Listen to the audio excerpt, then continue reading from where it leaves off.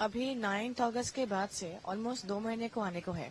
फिर भी हम लोग आज भी देख रहे हैं कि ऐसे कई सारे जो आवाज उठाने वाले लोग हैं कि एक और आर्टिकल कर देंगे। उनका जो आवाज का जो उनकी जो आवाज की जो बुलंदी है वो और भी तरह तरह से और भी तरह तरह से और भी जोर होते जा रहा है। हम लोग जो यहाँ पे बैठे हैं,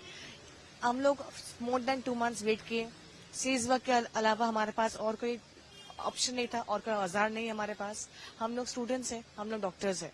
हम लोगों को पास और कोई चारा नहीं था। हम लोग ने जब देखा कि लाचार यहाँ पे जो है, यहाँ पे फ्लड है, यहाँ पे फ्लड आने के बाद हम लोग ही पहले गए थे टीम्स के हिसाब से उनके पास सपोर्ट के लिए। अभया किचन, अभया फ्री हेल्थ चेकअप्स, अभया के हिसाब से नाम से ही हमने किया है। तो इसीलिए मैं वापस से बोल दूं कि हमारा यहाँ पे जो भी हम लोग बैठे हैं, 6 जन बैठे हैं, बाकी सारे जितने भी डॉक्टर्स है वो सब वापस गए हैं अपने काम के,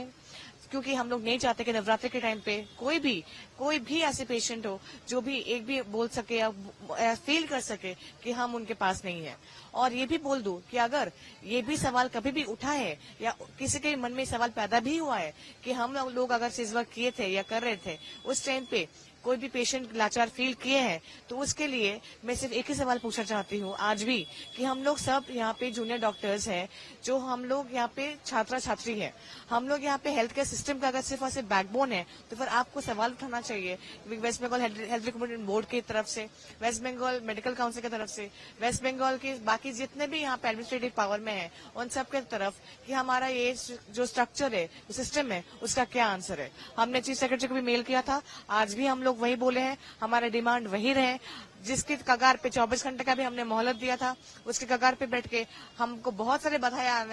आना पड़ा। जैसे यहाँ पे जो भी स्ट्रक्चर दिख रहे हैं वो हमारे जूनियर डॉक्टर्स ने खुद से हाथ से बनाना पड़ा, बिकॉज डेकोरेटर्स को आने नहीं दिया गया, उनको थ्रेट किया गया, पुलिस ने भी रोका है कई बारी में। और हम लोग आज भी जब अनशन पे बैठे हैं, हम 6 डॉक्टर्स हैं यहाँ पे, जूनियर डॉक्टर्स है, 3 महिलाएं 3 पुरुष, और हम लोग के पास और कोई औजार न होते हुए यहाँ पे बैठे रहेंगे। डॉक्टर शायंतनी घोषात्रा, यहाँ पे west Bengal junior doctors front में हूँ, मैं भी जूनियर डॉक्टर ही हूँ। हमारा जब तक डिमांड फुलफिल नहीं होता है जस्टिस का, ह्यूमैनिटेरियन ग्राउंड्स का, और सिर्फ एक अभया जिनका प्राण चला गया, उनका रेप बलात्कार करके खून कर दिया गया, वो सिर्फ और सिर्फ एक बलात्कार नहीं था, उसके पहले उनको थ्रेटन किया गया था, वहाँ पे थ्रेट कल्चर था। कल भी आरजीकर में वहाँ के जो स्टूडेंट्स हैं वो लोग इसी थ्रेट कल्चर के तरफ आवाज बुलंद करके उन्होंने यहाँ पे सब लोगों का नाम दिखा के उसके ऊपर कार्रवाई के लिए मांग करके वहाँ पे गए हैं। तो फिर यहाँ पे हम लोग जो बैठे हैं अभया के न्याय विचार के बारे में बात कर रहे हैं यहाँ पे, ये सिर्फ एक अभया का नहीं है। अभया कौन है, कौन थी, कौन हो सकती थी? आप भी हो सकते थे, मैं भी हो सकती थी, कोई और भी हो सकता था या हो सकती थी। तो इस हिसाब से एक हमारा सबका रिस्पॉन्सिबिलिटी बनता है कि एक और अभया ताकि कभी भी ना हो उसका हम लोग देखभाल करें। और इसी अभया के हिसाब से मैं ये भी बोल दूं, जहाँ पे हम लोग एक तरफ अनशन पे बैठे हैं और यहाँ पे